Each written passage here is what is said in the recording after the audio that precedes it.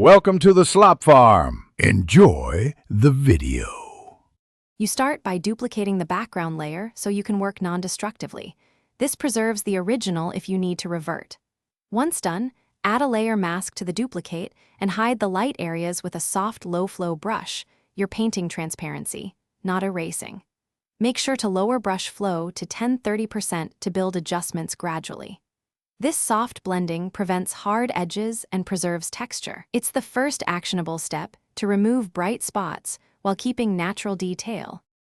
Now refine the repaired areas with texture-aware tools so the result reads as natural. You'll sample nearby skin or surface tone using clone stamp and healing brush, alternating sampling points to avoid repeating patterns. This matches grain and detail.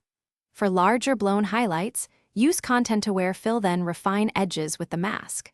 Once the shapes are corrected, create a stamped visible layer. Ctrl/CMD plus Alt plus Shift plus E, and apply curves or exposure adjustments to blend the repaired areas into surrounding tones so they match luminance and color. Finish by smoothing transitions and checking global balance so the edit is invisible.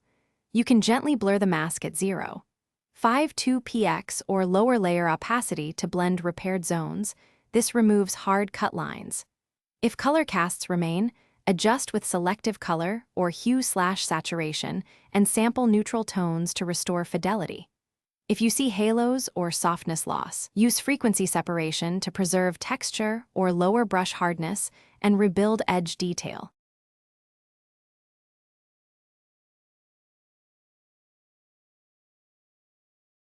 Thanks for watching.